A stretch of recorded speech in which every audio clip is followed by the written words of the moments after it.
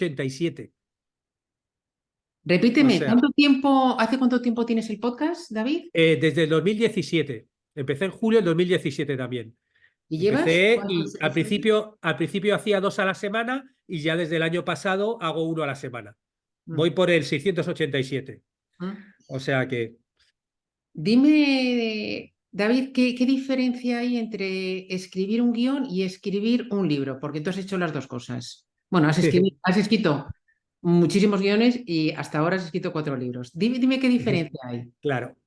Bueno, la primera habría que diferenciar ficción de no ficción, porque una cosa es escribir un libro de Vale, ficción, porque claro, en un guión estamos hablando de guiones de películas de ficción, que se sí. asemejaría más a una novela de ficción. Vale, pues vamos a empezar por la ficción, que ya sé que Claro. no es- A nivel ficción, tú tienes que entender que son medios distintos.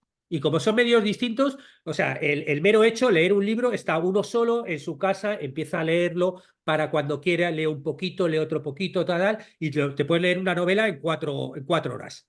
Y sin embargo, una película, uno se sienta 1 hora y media o 2 horas para ver, o una serie media hora, y ya está, y te lo tragas según te lo dan, ¿no? Entonces, bueno, eso es un medio distinto. Eso implica que hay cierto tipo de cosas que sean distintas. El guión, tenemos que entender que un guión, o sea, un libro va directamente a la persona que lo va a consumir. El libro, tú lo escribes y luego alguien lo pilla y lo lee. Ya está, no hay intermediarios. Sin embargo, un guión es una herramienta para hacer una película.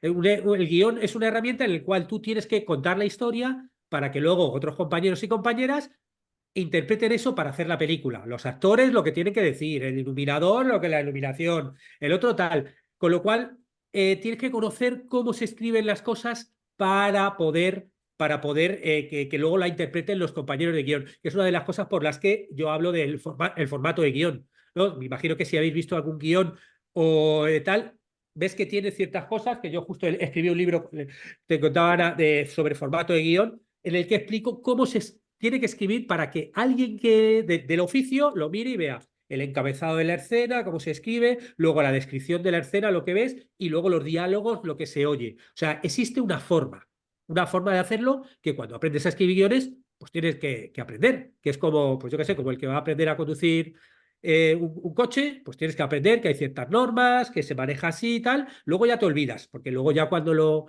ya escribes varios guiones, no estás pensando en el formato porque lo haces de forma automática. Pero claro, al principio tenemos que aprender los códigos, ¿no? O sea, tienes que aprender cómo funciona el formato. Luego, por ejemplo, ya dentro de lo que es la escritura, la escritura audiovisual es más condensada que una novela. O sea, tú en una novela puedes decir, ay, no sé qué, se comió la magdalena y te tiras 3 páginas hablando del... o sea, el cine es acción, ¿no? Las series son acción, no te puedes tirar. Entonces, tú cuando escribes descripciones, por ejemplo, de una escena, puedes poner un poquito lo que es el ambiente, pero no tienes que jugar con cosa literaria, escritura literaria, porque solo están leyendo los compañeros y compañeras para hacer la película. O sea, no... Entonces tiene que condensarte mucho, no puedes hacer descripciones tan largas. Luego, por ejemplo, los diálogos no están hechos para ser leídos, están hechos para ser escuchados. Y no leemos lo mismo que escuchamos, con lo cual, pues se recomienda, una vez escrito, leerlo en voz alta, ¿no? Yo, por ejemplo, yo imparto clases de guión aquí en la Escuela de Cine en Montevideo. Y claro, cuando escriben sus cortos, yo lo que hago es los proyecto en la pantalla gigante y les hago a ellos leerlo. ¿Por qué? Porque lo ha escrito de repente cuando está escuchando como los compañeros leen los personajes y te das cuenta cuando de repente hay un lenguaje muy literario que dices, es que la gente no habla así, ¿no? Ese tipo de cosas escritas va de un lado, pero claro, oído es como que, vale, es verdad, no se escucha así. O sea, hay ciertas formas de escribir que son más concretas, ¿no? Aunque luego hay una parte de estructurar una historia que es parecida en ficción y vas a pensar, pues si quieres en actos o en capítulos, yo que sé, al final de cada capítulo en la novela, pues le haces un cliffhanger, un girito ahí de intriga que te haga leer el siguiente capítulo, pues en una serie pasa igual, ¿no? Pues de repente al final de cada episodio, bueno, eso ya son técnicas que un poquito aprendemos los guionistas, pero también los novelistas y que tienen que ver con una y con la otra, ¿no? David, dime 3 técnicas. Tienes un libro además que se llama Del McGuffin al Cliffhanger, 25 recursos Claro, narrativos de la caja de herramientas de un guionista. exactamente. del MacGuffin al Dime, cliffhanger. dime tres herramientas o tres técnicas de estas que domináis los guionistas o que dominas tú, como además mentor de guionistas, que pueden servirle a un novelista. O también autores de no ficción que tienen que tirar de storytelling. Claro, total. No, te hablaba del cliffhanger justo, justo de la portada, ¿no? El guionista, tengo el ilustrador que me lo hizo. Claro, el cliffhanger agarrado del acantilado es algo que empezó en las novelas de entrega en el siglo XIX, ¿no? Se dieron cuenta cuando publicaban que, claro, como publicaban la novela, o sea, por partes, ¿no? Tipo Alejandro Dumas y estas cosas, se dieron cuenta en una que literalmente puso al protagonista colgado del acantilado y se acabó la novela hasta la semana siguiente, que realmente la gente luego estaba esperando, ¿no? Para volver a enterarse, ¿no? Para volver a pasar. Es algo que, claro, en la narración seriada funciona muy bien. Las series todo lo vemos, existe cliffhanger al final de cada episodio que te ayuda a estar enganchado, ¿no? Y querer ver el siguiente. Hay otros más grandes que están al final de la temporada y dice, wow, ¿no? Los típicos de Perdidos, ¿no? Que acaba con no sé quién y luego te tiras ahí 5 meses hasta que vuelve el episodio, vuelve la serie, ¿no? Y claro, ¿no? Hay otros cliffhanger que te los hacen dentro del el episodio. O sea, ese pequeño gancho que te deja algo sin resolver y que tú luego quieres resolverlo, eso podemos utilizarlo todos los narradores, novelistas también, y cada uno, dependiendo del medio, lo utilizará de una forma u otra y dependiendo del espacio. Por ejemplo, no es lo mismo si eres novelista, tú puedes acabar, ¿no? Cada capítulo con un pequeño ganchito que te diga, wow, quiero leer el siguiente capítulo. Pero también puedes acabar, si estás haciendo a lo mejor una serie, puedes acabar un libro entero con un gancho mucho más gordo que diga, wow, y ahora tengo que esperarme 2 años a que publiquen el siguiente libro. Bueno, puedes hacerlo. Lo que pasa es que hay una cosa que yo me inventé, el teorema del cliffhanger, que es que, claro, el gancho tiene que ser proporcional al espacio que tarda en resolverse. No es lo mismo hacer un cliffhanger para un corte publicitario que vas a resolverlo un ratito después que hacerlo uno cuando acaba la temporada y lo vas a resolver 5 meses después.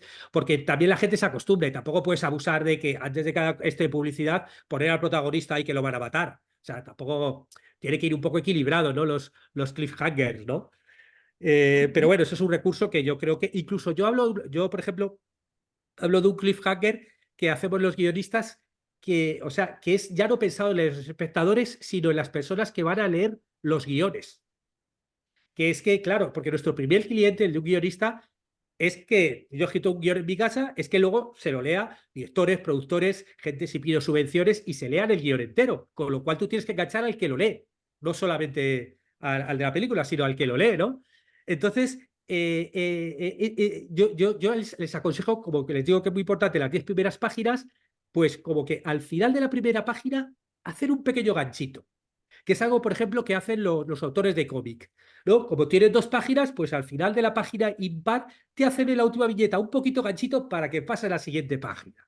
Qué bueno. Claro, lo que decía antes, si no puedes hacer al final de cada página tirarle ahí, ¿no? La pistola de JR. Yo recuerdo el primer cliffhanger que vi en la historia, cuando la serie de JR en Dallas, que le dispararon a JR y estuvimos muchos meses. ¿Quién habrá disparado a JR? Yo se lo recuerdo de pequeño. Y es verdad, o sea, era como, wow, ¿no? Ahora ya estamos súper acostumbrados por las series. O sea, ya es algo que, bueno, estamos muy acostumbrados, pero eso es útil, es útil. Más ese recurso. A ver, más recursos, por ejemplo, a ver que A ver si tenga. nos dices un par de ellos más. Sí, bueno, hay algunos que son literarios, o sea, que tienen que ver con, yo que sé, hay algunos, por ejemplo, yo que sé, como las cajas chinas, ¿no? Contar una historia de otras más pequeñitas, ¿no? Tipo la Matrioshka, que pues, se cuenta desde Serenzá de hace 1000 años, ¿no?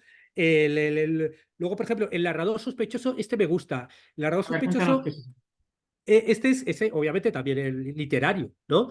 Cuando tú pones a un narrador, pero hay algo en él de lo que te está contando que te hace dudar, ¿no? No sé si recordáis la película Sospechosos Habituales, ¿no? Que tú hay algo ahí y luego de repente metes el plot twist final que dices, ¡wow! O, por ejemplo, la novela del Club de la Lucha, que luego hicieron también la película, ¿no? Y eso suele tener un plot twist final, un giro final que es como que ¡wow! Te cambia todo el sentido de todo, ¿no? Pero a lo largo de todo lo que te van contando, hay algo ahí que te hace dudar, hay veces porque miente, el narrador sospechoso es alguien que quiere mentir directamente, como sospechosos habituales, pero hay veces que es porque la persona no está, no está bien, tipo físicamente, o es alguien borracho, o que tiene amnesia, y entonces cuenta cosas que te hacen dudar, y luego al final te das cuenta que wow, ¿no? Que era sospechoso, ¿no? Qué Luego hay bueno. un recurso, por ejemplo, que justo vi el otro día, no lo había visto la película, el Rashomon, la novela, bueno, una película de Kurosawa que se basó en varios cuentos y que es como es contar la misma historia con distintos puntos de vista. En Rashomon, Ujú. la película, hay un hecho que pasa de una violación y de repente, como te lo cuentan en 4 puntos de vista, escuchas uno, luego otro, incluso el punto de vista del muerto, ¿no? Y claro, es un poco la idea de como que hay veces que es difícil, es imposible saber la verdad, porque no hay una única verdad, porque yo qué sé, yo lo vivo esto de una Como forma y la para vida mí esta es la misma. verdad, Sí. y luego el otro lo vive de otra forma y tiene otra verdad. Y yo no le puedo decir que esa persona no lleva, no lleva, o sea, que mi verdad es la buena. Para mí sí, porque yo lo he vivido así. Pero, y entonces ese tipo de historias a mí también me gusta mucho cuando las leo en literatura o las leo en cine, ¿no? Que hicieron también una serie que se llamaba El Affair, que era así, una serie de Israel, que eran episodios de media hora donde durante 15 minutos te contaban el punto de vista de un tipo y luego a los 15 minutos oías el punto de vista del otro personaje, ¿no? Era, bueno, un hombre que se iba a la playa, a vacaciones, con la mujer, con los hijos, y de repente se liaba con una camarera, ¿no? Y entonces, claro, tú empiezas a ver la historia, 15 minutos, y parece que es como una, pues eso, la camarera tal, y luego empiezas a ver el punto de vista de ella, wow, te cambia todo. Y luego en todos los episodios estaba hecho con esa estructura. 15 primeros minutos, punto de vista de él, 15 primeros minutos, punto de vista de ella. Y es súper interesante. A mí lo de Ah, los puntos de vista, porque a mí una de las frases favoritas, ¿no? que dijo alguien por ahí que me gusta muchísimo, que es que no vemos el mundo como es, sino como somos. qué bonito, sí. Bueno, qué bonito, qué cierto, vamos, qué cierto. Es que es así. Es que es Absolutamente. así. Yo cuando veo, por ejemplo, a veces comentarios en internet de la gente, digo, no típicos redes sociales o periódicos o tal, y critican esta supervivencia, digo, o sea, no están hablando del artículo o del hecho en cuestión. De lo que están hablando es de ellos mismos. No, no, hablan de la gente, de cómo lo ve y cómo critica y cómo hace sus cosas, ¿no? Sí, Y bueno, es así. es así, es Eh, así. Bueno, eh, David, que estás hablando y la gente dirá, bueno, este chico que sabe tanto de guiones y de tal, ¿quién es? Vamos a presentarte. Que eres David Esteban Cubero, licenciado en Ciencias de la Información, eres guionista de éxitos de películas como Explota, Explota y programas televisivos como Caiga quien caiga, quien no conoce ese programa, Saturday Night Live o El Gran Juego de la Oca. Guionista en Globomedia, que es una productora súper conocida de televisión. Te has convertido en una de las referencias en habla hispana de la formación en guión, gracias al podcast Guiones y Guionistas, que comentamos al inicio, con más de 650 programas y más de 1 millón de escuchas. Y la plataforma cursosdeguion.com, que es una academia online para cientos de aspirantes a guionistas profesionales. Cuéntanos, David, cómo escribiste tu primer libro, que se llama Ser guionista, cómo ganarte la vida escribiendo libros. Bien, te cuento. Bueno, yo haciéndolo rápido, yo soy guionista, empecé hace 30 años en muchos programas de televisión y hace 10 años me vine a vivir a Uruguay, a Montevideo, por motivos personales, vinimos aquí a tener familia y claro, aquí llegué a un momento donde me di cuenta que es un país muy pequeño, con una industria audiovisual pequeña y que yo con mi experiencia de guionista no me podía ganar la vida. O sea, no había sitio para mí aquí, ¿no? Y entonces empecé a mirar al mundo de Internet, acabé montando, como dices tú, la escuela de cursos de guión.com, cursosdeguion.com, que empecé con 2 cursos y ahora hay más de 100. Monté el podcast y con el podcast empecé a hablar mucho de guión, ¿no? Como hacer entrevistas, hacer podcasts específicos de cómo escribir una sinopsis, cómo escribir un tratamiento, cómo hacer tal, no sé qué, que si el viaje del héroe por aquí, bueno, analizando muchas cosas, ¿no? Y claro, la gente empezaba a escribirme, a preguntarme cosas y claro, me daba cuenta pues eso, de que realmente no hay que hay muchos, hay varios libros ya muchos sobre manuales de cómo escribir guiones, pero no había ninguno de cómo ser guionista, cómo ganarte la vida como guionista, cómo empezar, cómo crear tu marca personal, cómo vender luego tus guiones, cómo salir al mundo, o sea, muchísimas cosas del oficio que no se contaban.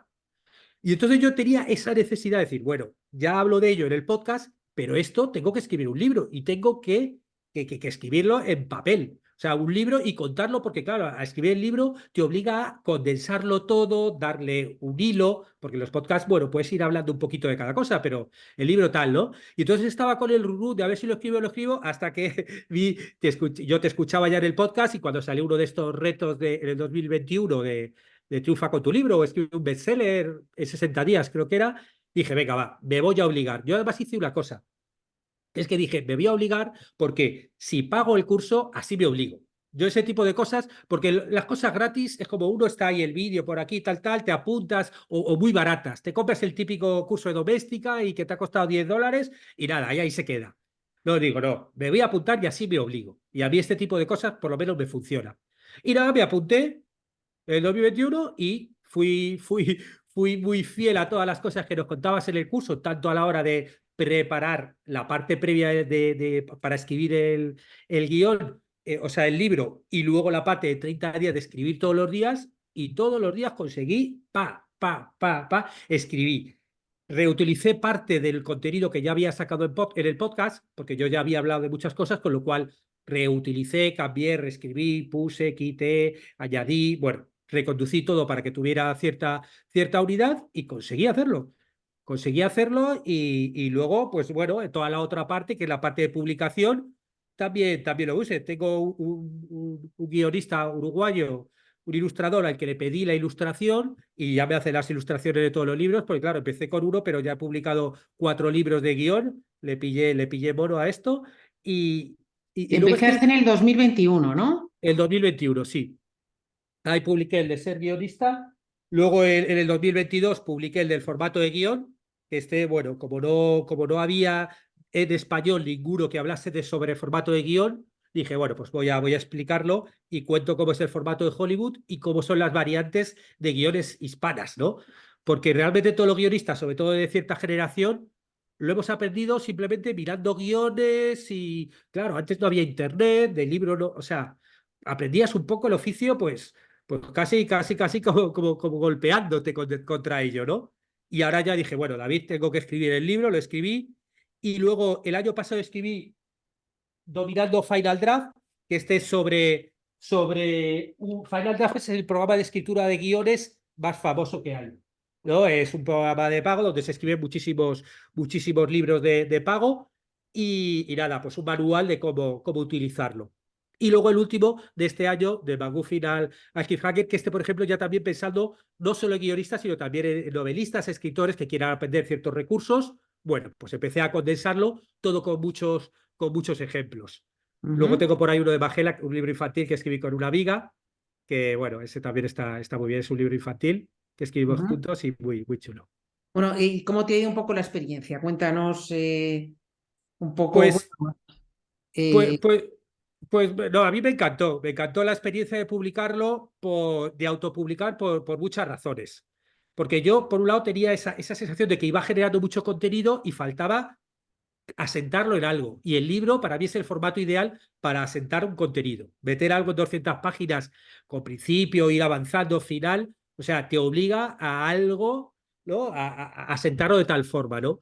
Y luego así descubrí la autopublicación, ¿no? Gracias al reto. Y claro, para mí dije, esto es lo mío, esto es la maravilla pura y dura. O sea, algo donde tú tienes el control absoluto, donde no tienes que estar enviando manuscritos a editoriales que o no te contestan o te contestan 6 meses después o un año después para decir, oye, mira, lo más normal es que, porque claro, les llegan miles de libros, con lo cual si yo las entiendo, no es por criticarlas, pero es que realmente es muy difícil acceder a una editorial. Con lo cual, que exista una herramienta donde yo pueda publicar mis propios libros sin tener que pedir permiso a nadie, que sí, que tienes que escribir el mejor libro posible, luego tienes que encargarte de maquetarlo, corregirlo, encargarte de la portada, si no sabes hacerlo tú, encargárselo a otras personas.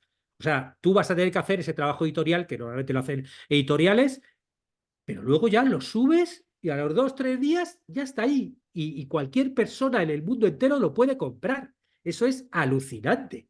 Yo publico en digital, en papel blando y papel duro, ¿no? Y claro, yo, por ejemplo, que vivo en Montevideo, aquí alejado por ejemplo, de España, que es donde vendo la mayoría de los libros, pero bueno, también me los compran en Estados Unidos, México, Colombia, pues en todos los sitios, ¿no? La gente que me sigue el podcast y todo el mundo de guión. O sea, me parece un superpoder hacerlo, ¿no? El poder publicar nosotros nuestras propias cosas sin tener que pedir permiso a nadie. Y sí, luego tenemos que vender nosotros también, claro. Pues tienes que tener, claro, yo tengo mi grupo de seguidores, pues eso, la gente que escucha el podcast Guiones y Guionistas desde hace 7 años. Luego yo también tengo una newsletter de guión que pues todas las semanas 2 o 3 veces pongo consejos de guión y entonces, bueno, pues la gente que quiere aprender guión, que está allí, pues en cursosdeguion.com, abajo, consejos de guión gratis, con lo cual si alguien quiere apuntarse que se apunte y ahí 2 o 3 veces por semana escribo consejos de escritura y de guión. Bueno, pues a esas personas, obviamente, cuando publico el libro, digo, oye, que he publicado el libro. Y claro, pues eso a mucha gente le interesa también.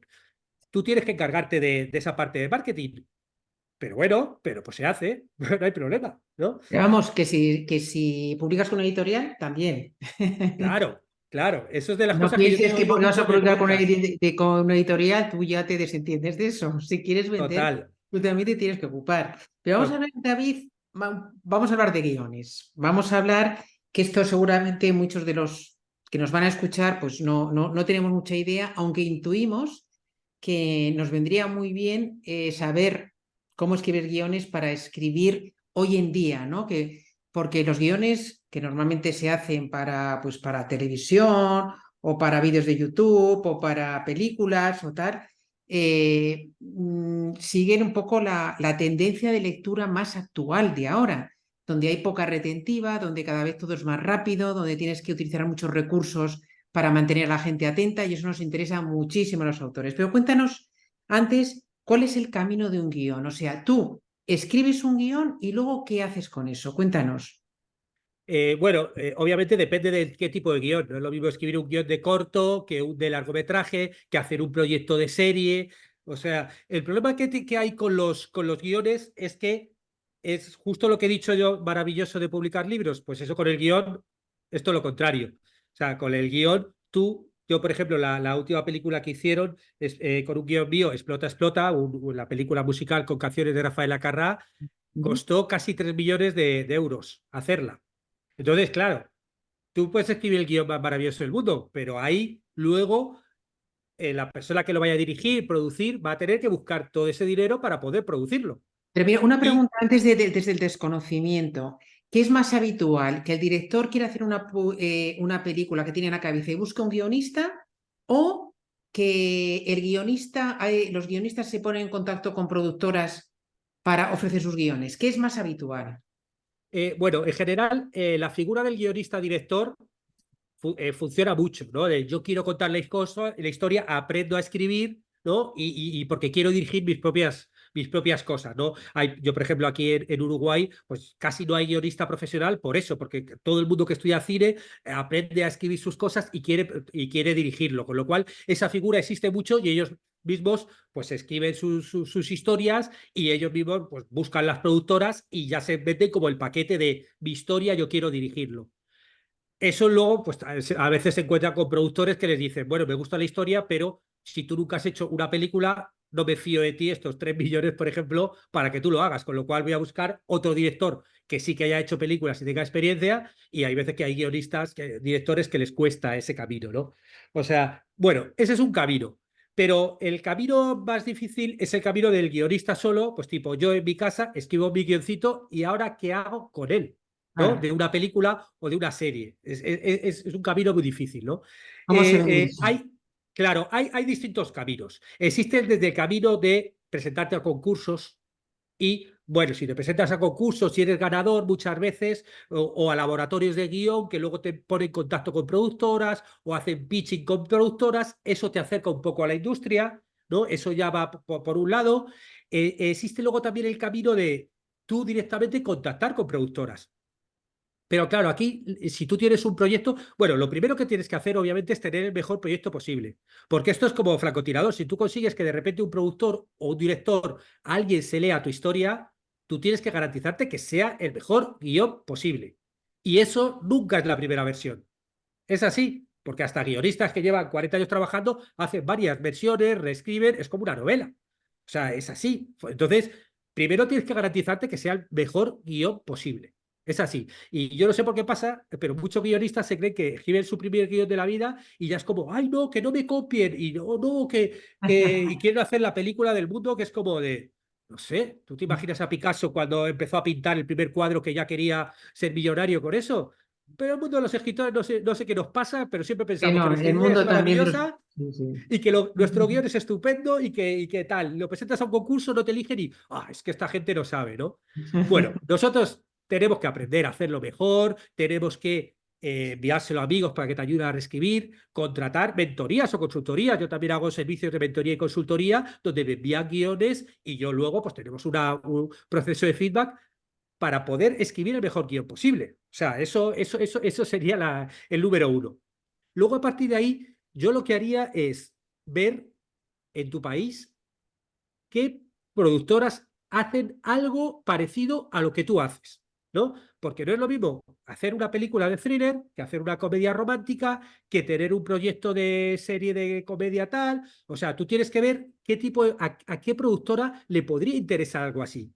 Porque no es el tema de miro a ver todas las productoras, envío un mail a todas. Hay como, no, eso no vale para nada. Y porque luego primero te vas a deprimir porque ni te contestan, ¿no? Y envías un mail estándar a todas. O sea, mucho mejor enviárselo solamente a dos que han hecho productos parecidos, que tú te informas, que les escribes un mail diciendo, oye, mira, me encantó mucho tal película, hice no sé qué, yo tengo un proyecto parecido que creo que podría encajar en vuestra línea editorial, que tal y que cual. O sea, y se puede contactar con ellos. No hay que enviarles el guión, hay que hacer un contacto previo, obviamente. Hay que, pues eso, primero, interesarte quién son, qué han hecho y de forma sincera ver qué tipo de productos hacen y decir, oye, tengo un producto que puede encajaros. Y a lo mejor le pones una breve sinopsis y es, si te interesa, dímelo y te envío el guión. O hacemos una reunión cara a cara, que eso sería lo ideal, que pudieras pichearle para poder hacerlo. Pero si no, bueno, le tienes que dar un ganchito, le tienes que dar un caramelito, ¿no? Para algo sobre la historia para que quiera leer más, para que quiera verlo. Y luego ahí también le puedes hacer, por ejemplo, un dossier de venta, ¿no? Dossier de venta. Yo ahora, por ejemplo, justo en la escuela de cursos de guión.com he sacado una masterclass que es cómo hacer un dossier de venta con inteligencia artificial. O sea, cómo nosotros, los guionistas, que claro, yo guionista en tu casa, tú no tienes ni el dinero para contratar a fotógrafos, diseñadores, tal, que te hagan un dossier alucinante, pero es que ahora con las herramientas de la inteligencia artificial es alucinante. Yo lo cuento, por ejemplo, en la masterclass, que, por ejemplo, con el chat GPT simplemente le metes el guión, tus 100 páginas, y empiezas a decirle, escríbeme una sinopsis de 500 palabras, desarrollame los personajes, empiezas a preguntarle cosas que luego tú obviamente pues te lo envías, lo copias, lo retocas, lo quitas, lo pones, pero o el tagline, por ejemplo, la típica frasecita de venta de la película. Pues yo le meto el guión de 100 páginas y le digo, a ver, dame 10 ejemplos de tagline. ¿Que no me gusta? Dame otros 10. Y luego ahí, pues, a lo mejor te viene la idea de uno, o te gusta, o te sale una. O sea, podemos utilizarlo. Pero lo más alucinante de eso es cómo podemos crear imágenes. Con Midjourney, uno de los creadores de imágenes, yo, por ejemplo, para hacer el dossier de venta, tú te creas imágenes que tú la ves y parece como un fotograma sacado de la película. Te lo juro, es alucinante. En mi película, por ejemplo, yo he escrito ahora una peli que es una subasta de arte internacional y hay una obra de arte que es un tigre disecado montado en una silla eléctrica. Claro, eso no existe. Un tigre disecado en una silla no existe, ¿no? Bueno, ¿y cómo puedo tener yo una imagen de esto? Pues que voy a disecar un tigre, voy a contratar a un fotógrafo, o sea, sería imposible. Pues con Midjourney en 10 minutos tenía unas imágenes de un tigre disecado en silla eléctrica alucinantes que parecen fotogramas de una película. Bueno, Es- pues yo con eso me hago un dossier de venta y tú, cuando contactes con la productora, le puedes enviar ese dossier de venta. Y claro, no es lo mismo decirle, hola, tengo una idea, a meter un dossier de venta donde estás viendo imágenes que parecen fotogramas de tu propia película, Ujú. ¿no? Pues Sí, obviamente sí. vende mucho más, ¿no? Y cómo, David, cómo puede, o sea, yo creo que los guionistas deben ser expertos en sacar ideas, digamos, del mundo, del día a día, ¿no? De tu día a día, sacar ideas creativas para incorporarlas a un guión, a una historia, o para crear personajes, ¿no? A través de la observación. danos algunas claves para los autores, para de tu día a día, que dices, bueno, si mi vida es de lo más rutinaria y tal, ¿de dónde voy a sacar yo ideas para mi próximo libro? Eso que cuentas tú es la diferencia entre los escritores y guionistas y las personas normales, que es que a todos nos pasan mil cosas, pero los escritores, los guionistas, saben ver las historias que hay detrás de cada cosa que te pasa. Lo que tú tienes que tener es puesto ese chip, tienes que tener esa antena para captar historias, es decir, voy a captar historias. Entonces, pues con una libretita o con el teléfono, a partir de ahí es un entrenamiento, porque el músculo de la creatividad es un entrenamiento como otro cualquiera. Entonces, pues tú te pillas tu libretita y es como a partir de ahora voy a empezar a, por ejemplo, decías el trabajo de personajes por observación, maravilloso. Voy a empezar a estar más atento. Vas en el autobús y vas mirando y vas escuchando y de repente escuchas tal, o ves a tal persona cómo se mueve, que no sé qué, y lo vas apuntando. Escucha las frases de ir a los sitios. Yo, por ejemplo, hace 20 años tenía una idea para escribir una historia allí en Lavapiés, vivía allí en Madrid y tenía una idea de unos manteros, tal. Entonces lo que hacía era, pues todos los días iba a la zona donde había manteros, gente tal, tal, y o me sentaba a tomar un café si ellos estaban enfrente, y iba apuntando cosas y de repente un día vino la policía, le sacaron tal, y yo apunté todo, tal. Luego otro día me fui a cortar el pelo, pues ahí en Lavapiés, a una peluquería de árabes. Fui, hola, ¿qué tal? Me cortó el pelo, pero ya me fijé cómo hablaban, cómo tal. Y luego llegué a casa y apunté. O sea, es simplemente ponerte el chip de captador de historias, de personajes, de frases, cómo hablan. O sea, y es así, es algo, pero claro, lo primero que tienes que ser es el consciente. ¿Y eso, Ser eso consciente, es tú decir, te pones en modo observación o ya tú por deformación profesional siempre estás en ese modo observación ya? claro, o sea, cuando estás ya trabajando una historia en concreto, te pones como Mm, más en modo observación con sí, esa historia claro, y todo lo relativo. Esto claro, es claro, claro, como lo típico cuando te compras un coche rojo y empiezas a ver coches rojos por todos lados, o te quedas embarazada y empiezas a ver mujeres embarazadas por todos lados, ¿no? O claro, claro, sea, claro. obviamente cuando tú ya estás con una historia, parece como que te viene la información en redes sociales, pero claro, luego te pones a seguir a gente en redes sociales, por ejemplo, de esa historia, ¿no? Y te empiezan a venir más historias sobre eso, como que vas atrayendo, ¿no? Vale. Pero luego hay otra parte que es entrenamiento. Alguien te cuenta una historia y, o sea, hay ciertas características que ciertas habilidades que tienes que desarrollar. Por ejemplo, Ujú. tienes que ser una persona curiosa. Tienes que ser una persona curiosa. Tienes que aprender a escuchar. Si estás cerca de alguien, ya sea la persona que sea, ¿no? O sea, no ser tú el centro de la reunión y ponerte a hablar, porque tu historia la sabes. Al revés. Viene alguien aquí que es frutero. Yo, por ejemplo, todas las semanas voy a hacer aquí la compra y me gusta ir a una feria con el carrito y voy y hablo con el frutero y le pregunto tal, pero de repente el otro día estaba con el frutero, hay uno que le compra también siempre y le digo, no sé qué, dice, ¿por qué el oficio de este? Y digo, ¿qué oficio tienes? Me dice, militar, jubilado. Dije, bueno, militar. Me puse a hablar con él y claro, o sea, he conocido un militar jubilado aquí uruguayo y empecé a charlar un rato y empiezas a sonsacarle. No sé para qué, pero tienes que ser una persona curiosa.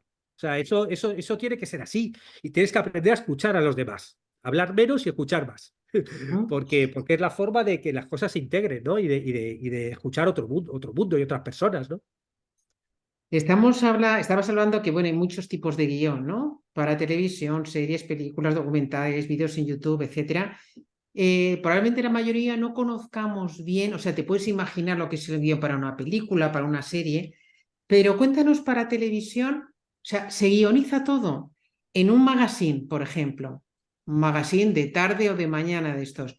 ¿Está todo guionizado? Cuéntanos cómo es eso. Sí, sí, sí. No, esa pregunta que me haces es muy gracioso porque yo en el año 2000 trabajé en los primeros supervivientes, que es cuando empezaban los reality shows. Cuéntanos, que ahora es un Y entonces, programa que está claro, cuando muy... yo trabajaba allí y volvía y decía, primero Supervivientes, Isla de Famosos y todas estas, ¿no? Y entonces la gente decía, soy guionista. Pero es guionista, o sea, que está guionizado, ¿no? La gente como que quería saber. Y te Claro, cuento, por ejemplo, para que te hagas una idea, en un reality show tipo Supervivientes como el que hacíamos nosotros, la Isla de los Famosos.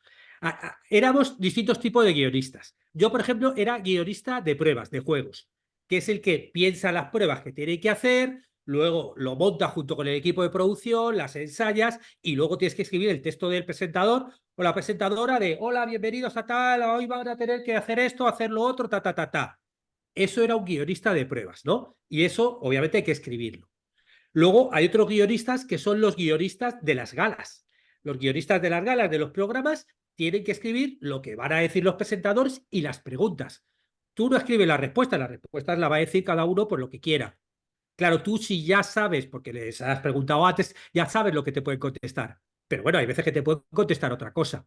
En cualquier caso, en un magazine, lo que tú escribes son las preguntas, en el debate, los temas de conversación, ¿no? Para que luego pase lo que tenga que pasar. Y luego había otro guionista que eran los guionistas de lo que se llama el reality, que es que, claro, ahí en el mundo del reality la forma con la que trabajamos es un poco como un científico en un laboratorio, que le vas haciendo cositas a las ratas para que les pasen cosas. Pues aquí tú tienes que estar provocando para que a los concursantes, la gente que vive allí, les pase cosas. ¿Ya está? Por ejemplo, te digo, un clásico. Como allí estaban, donde estábamos nosotros, pues estaba que comían muy poco, lo que tal, pues adelgazaban a lo mejor 15 kilos. Entonces, claro, tú, mientras lo estás grabando, ellos no tienen ningún espejo, incluso dentro de lo que es el formato original, te dicen que los que van a trabajar no lleven ni gafas de sol para que no se vean reflejados. ¿Qué pasa? Que si tú llevas mes y medio sin verte al espejo y has adelgazado 15 kilos y de repente un día estás caminando por la playa y aparece un espejo gigante, o sea, tú ya sabes que algo va a pasar. Claro, era alucinante ver cómo se miraban, te había salido pelo en la cara, habías adelgazado, las raíces se te había teñido ido el tinte. O sea, yo que sé, cosas que te pasan en un mes y medio. Claro, tú hay como lo que digo, como el científico, tienes que pensar situaciones para que a ellos les pasen cosas, tengan conflictos, ¿no? Esa parte de pensar es también de guión. Ah, Y luego vale. hay otra parte, Ujú. y luego hay otra parte de guión que es el que va a contar las historias que les pasan. Luego que es como el guionista de reality, que es que, claro, durante todo el día les están grabando y ahora este se pelea con uno, este, lo otro, tal, tal. Luego se ve qué es lo que ha pasado y se dice de todo esto que ha pasado, que es muchísimo, vamos a contar esta trama. Este que está enamorado de esta chica y está tal. Esta otra trama, de este que tiene mucho hambre y le roba la comida al otro. Y entonces, bueno, pues entre todas las tramas posibles que podrían pasar, para el programa de esta semana vamos a contar estas tres tramas. Y eso luego hay que ordenar el vídeo, hacerles preguntas a ellos para que a partir de su respuesta te ayuden a contarlo. Dependiendo del formato, a lo mejor hay un narrador o un presentador. Bueno, todo eso también hay que ordenar esa historia. Y eso también lo hace un guionista. Qué bueno, qué curioso. O sea, que está bastante guionizado, pero no absolutamente todo. Pero, y en un magazine donde hay periodistas que uno pregunta, otro responde y tal, ahí están guionizadas las preguntas, pero no las respuestas, o también las respuestas. Esto luego es como todo, es como el reality show. Hay como distintos grados de intervención. Es como un documental. O sea, el reality show está desde la intervención cero, me pongo ahí unas camaritas y desde ahí lo grabo todo, hasta otros que intervienen mucho más. Hace poco, por ejemplo, salieron en una entrevista donde contaban que en Crónicas Marcianas estaba todo súper guionizado. Y el propio Sardá le decía, tú peleate con el otro y métete no sé quién. Y hablaba con el otro y decía, cuando se peleen tal, tú salta por tal. Y luego pasaba, se peleaban y Sardá, vale, vale, qué fuerte y tal. Y él mismo ya sabía lo que iba a decir. O sea, obviamente, cuando tú vas a hacer un magazine, pues, ¿de qué tema vamos a hablar hoy? Venga, vamos a hablar de este tema. Pues bueno, ¿quién va a defender este tipo de posturas? Esta y otra. O quién bueno, pues otros van a defender otras posturas. Y luego ya saben que tiene que provocarse conflictos, pues para que haya como más interés y todo el mundo, dependiendo también del magazine, no es lo mismo el horario, no es lo mismo una cadena que otra. O sea, hay como muchos grados de dónde busco la polémica y dónde no. Y tú como guionista tienes que saber en qué formato estás, en qué canal, qué horario, ¿no? Y obviamente, pues dependiendo de... No es lo mismo Telecinco de Televisión Española. Telecinco, pues tiene otro tipo de público y busca el conflicto de una forma mucho más extrema, por ejemplo, y bueno, así ha fomentado así ha cimentado su éxito, ¿no? Y bueno, pues ellos hacen ese juego y les va bien. Claro, Televisión Española no puede llegar a esos niveles, ¿no? Al ser una televisión pública. Bueno, pues obviamente va a ser tú como guionista tienes que saber muy bien dónde estás y conocer muy bien el formato que estés haciendo, ¿no? ¿Y cuánto cobra un periodista? Uy, un periodista, un guionista. Guau, yo el tema es que llevo ya más de 10 años viviendo en Uruguay. O sea, yo te hablo, y el tema es que se ha estabilizado todo tanto, un bajón que hay guionistas, me cuentan, que cobran ahora menos que hace 20 años o que hace 15 años.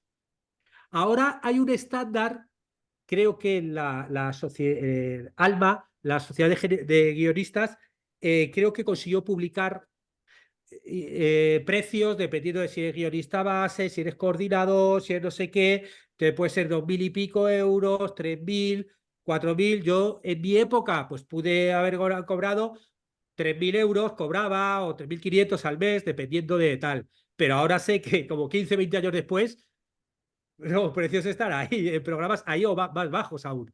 O sea, como que se paró mucho, hubo mucho auge, hubo mucho tal, y ahora con la última crisis del 2008, ahí se paró todo, se bajaron precios y tal. Pero bueno, luego ya depende del caché, depende del programa y depende Bueno, de, habrá, de- habrá de mucho cada uno, la guionista, experiencia. pero ahora hay muchas oportunidades, digamos, ahora con las series, con la cantidad pues eso, documentales, de vídeos, todo esto que tiene que estar guionizado, necesita buenos guionistas. O sea, que al mismo Sí, tiempo hay un gran mercado, ¿no? sí, sí, yo cuando empecé hace 30 años, o sea, realmente era algo muy raro. Empezaban las privadas en los 90, era algo que empezaba. Yo, claro, mi primer trabajo de televisión en el 94 fue el juego La Oca, con Emilio Aragón. Y claro, eso era como, wow, trabajo en el juego La Oca, era como, esto era la bomba, ¿no? Ahora ya hay muchas escuelas de cine, hay escuelas de guión. Yo estuve 10 años de profesor en la Universidad Carlos III y daba, pues, eso, formato televisivo, ¿no? Y claro, es algo que ya se empezó a hablar y ya la gente se ha profesionalizado mucho más. Hay más oferta, pero también hay muchos más guionistas que quieren trabajar de guionista. Pero vamos, en general es un oficio complicado porque bueno, en televisión, por ejemplo, trabajas por obra. Entonces, pues te sale un programa y te puedes tirar 3 meses trabajando o 3 años, si el programa tiene éxito. Pero si no, estás 3 meses, por eso también tenía ciertos sueldos, porque luego a lo mejor tú no trabajabas 12 meses al año, trabajabas 6 o 7, y con eso tenías que tirar todo el año en su época, ¿no? Mm. Entonces, bueno, tiene esa dificultad de que tienes que ir buscando por obra, o estás fijo en alguna productora, que eso cada vez es más difícil, o tienes que eso. Luego sí, si consigues inventarte un programa y que se produzca, o te metes ya, no solo guionista, sino esa parte de producción, donde ya tienes una parte de el típico showrunner, ¿no? Cuando las series, que ya no solamente escribo, sino también meto esa parte de producción y de control, eso ya los sueldos son mucho más grandes, ¿no? Ujú. Para ir terminando, David, en lugar de preguntarte, que siempre suelo preguntar por el libro favorito, me encantaría saber, preguntarte dime un par de películas y un par de series donde para ti sean un ejemplo de cómo está hecho el guión de esas películas o de esas series. Claro. Bueno, mira, justamente ayer terminé de ver una serie que Ajá. salía ahora en Netflix que se llama Eric. Eric, justo acaba de salir, es una serie sobre un niño en los años 80 en Nueva York que se pierde el niño. Y claro, luego analizándolo, justo al acabar toda la serie, te das cuenta que es una serie que está muy bien porque tiene distintos planos. Tiene como distintas tramas. Tiene una trama social de qué está pasando en la ciudad en ese momento. Luego hay una trama más familiar de que se ha perdido el niño y es el drama en la familia. Luego la trama de thriller de dónde está el niño, qué le ha pasado. Ese tipo de series que tienen como distintas capas, está bien. A mí me ha gustado esa serie. Muy Me bueno, gustó, me gustó la muy serie. bueno. Dinos, Luego, dinos luego a alguno nivel más. guión, yo, Mm. mira, estoy ahora como volviendo a ver clásicos. O sea, a mí Mm. me gusta mucho un autor de guión, bueno, uno de los grandes cineastas de la historia, Billy Wilder, ¿no? Que era guionista y luego, este es el típico guionista que acabó haciéndose director como diciendo, mira, no quiero que me destrocen mis películas y eso que lo había trabajado con grandes directores. Y entonces sus películas, yo siempre que las veo, pues me gustan. Yo vuelves a ver Con falda ya a lo loco, ves Sunset Boulevard. O sea, el otro día vi Niroshka, que es de Lubitsch, pero él era uno de los guionistas, y son clásicos. Y entonces yo me pongo a ver esas películas y es como ahora estoy intentando volver a ver muchos clásicos porque, bueno, por algo son clásicos. Ajá. Y Y tienen está buenos bien, ¿no? guiones, ¿no? Tienen buenos Claro, guiones. tiene muy buenos guiones, divertidos y como algo que hicieron hace 80 años, lo ves ahora y dices, joder, me sigue funcionando, me sigue ¿Y alguna funcionando muy película bien. más actual? Y luego No, películas actuales. Bueno, a ver, ¿qué películas actuales que haya visto últimamente?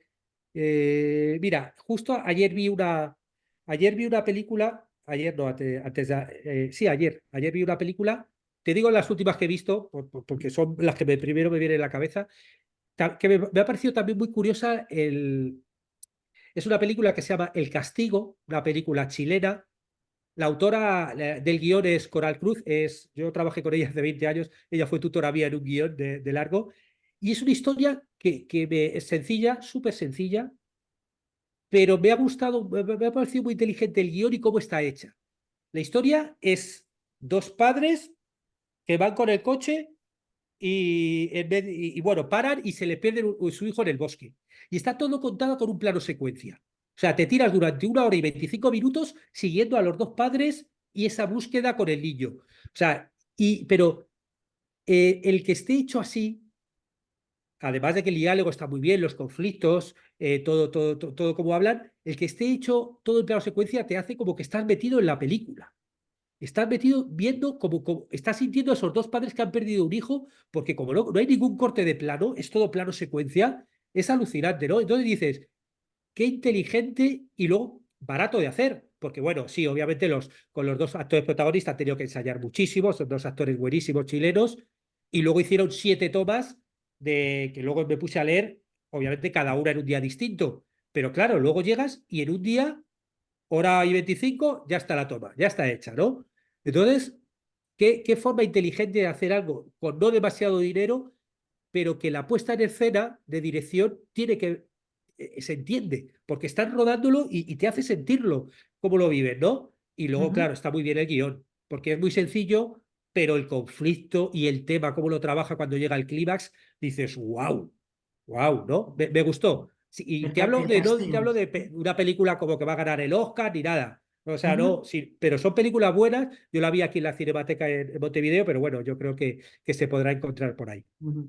También hay una película que citas mucho en tu primer libro, que es Pulp Fiction.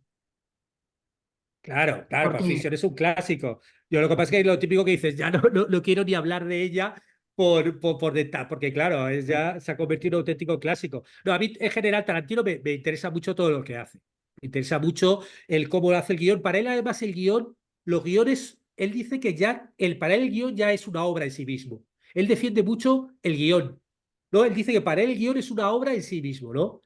Y el cómo ahí pudo encontrar ese mundo, se atrevió a de repente jugar cronológicamente con las historias. Él además hace como mucho estructuras episódicas tipo capítulos como un novelista, ¿no? Pensando en capítulos, no tanto en actos, ¿no? Que si actos con puntos de giro, sino más en capítulos. Él cómo ha encontrado ese sello con esos diálogos, con esos personajes, esa forma de tratar la violencia, ¿no?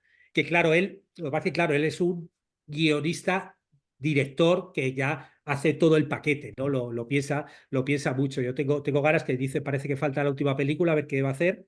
Que dijo que no va a hacer más de 10, pero sí, Pulp Fiction, yo creo que todos cuando vimos por primera vez Pulp Fiction fue como de, wow, porque, sobre todo porque una de las cosas más difíciles es ahora sorprender. Hemos visto todos tantas películas, tantas series, que ya empiezas a verle, ahora sí, ahora pasa esto, ahora pasa lo otro, cuesta sorprender. Y sin embargo, ahí estabas viendo Pulp Fiction, ¿y ahora qué va a pasar? Y luego llega la mitad de la peli y se cargan al protagonista, se cargan al protagonista y dices, ¿pero qué va a pasar para ti ahora? Y luego te vuelve el protagonista en el flashback. O sea, estaba siempre caminando por un sitio que no sabías a dónde te iba a llevar. Y eso para mí es un valor muy alto, ¿no? En un guión, ¿no? El que haya esa sorpresa y no saber muy bien hacia dónde te va, ¿no? No, Ujú. no, sí, un Ujú. clásico. Muy bueno. Bueno, pues terminamos la entrevista ya con la última pregunta que hago siempre y es si me puedes recomendar o a quién me recomendarías para entrevistar en este podcast. Pues mira, no, yo creo que no has entrevistado porque yo te oigo, te voy a entrevistar a una persona que es guionista y que es autor de libros, que se llama Daniel Tubau, Dari Tubau. Dari Tubau yo le conocí, fíjate, en el juego de la Oca, hace ya 30 años, y él es profesor de guión, él escribe, cosas de filosofía, escribe de todo, porque tiene varios libros de guión, yo tengo aquí varios libros de guión suyo y nada, tiene un discurso estupendo y es maravilloso, Dani, con lo cual vas a poder hablar y además de libros, porque él ha publicado por editorial muchas veces, se ha autopublicado también alguno, ha hecho guiones, o sea que él tiene mucho que decir. Perfecto. Perfecto. David, pues muchísimas gracias por estar en Triunfa con tu libro y por contarnos, abrirnos un poquito el mundillo del guionista que no conocemos tan bien y también por muchas pautas que nos has dado que son muy interesantes para aplicar a los que escribimos cualquier cosa, novela, no ficción o simplemente tenemos que hacer copy. Así que mil gracias por haber estado aquí, David. Pues nada, muchas gracias a ti, nada, y un saludo a todos los que lo escuchan. Perfecto, pues mira, no sé si hay dos personas también que te están escuchando. Hola Maynor, hola Teresa. No sé si tenéis alguna pregunta para hacerle a David, la pasáis por favor por chat, ¿vale? Esperamos aquí un minutito a ver si, no sé qué os ha parecido la entrevista a David.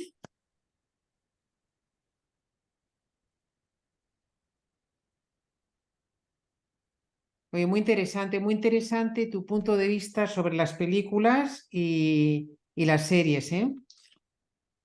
Ahí se ve el toque, o sea, de la profesión. Claro, no, y luego, además de ser guionista, como te dedicas en el podcast y con los cursos a explicar cómo hacerlo, como que te da otra visión, Sí, ¿no? sí, No, sí, sí, desde sí. dentro y desde fuera. Claro, claro, claro, claro, claro. Maynor, excelente, te dice, muchas gracias, ¿vale? Bueno, pues si no tenéis preguntas, lo dejamos aquí, ¿vale? ¿Qué hora es ahí en Montevideo? Son 5 horas menos, las 2:30. 2:30. Bueno, buena hora, no sé si comer, buena hora para comer en España, no sé si Sí, ahí no, yo me adelanté y también. comí antes. Digo, voy a ser prevenido y me he hecho una paellita. Pero bueno, la semana que viene me voy a España. Voy siempre en verano, 15 días. Tengo un hijo de 9 años y lo llevo allí para que vea a sus abuelos Oh, españoles, qué a los bien. primos Y al calorcito, ¿no? y a calorcito. Está muy bien porque aquí regateamos el invierno 15 días y nos pillamos ahí al calorcito. Qué bien, qué bien. Mira, Maynor está en Costa Rica, dice saludos desde Costa Rica. Ah, Muy mira. Bueno, ahí bien, siempre están de Maynor. buen tiempo. Perfecto. Vale, pues Daniel, estamos en contacto. Yo seguramente lo publicaré este mismo jueves. Ah, mira. Te voy a mandar, mañana o pasado te mando lo que grabamos antes, ¿vale? Ah, genial. Y Per- Yo espera lo un publicaré en julio.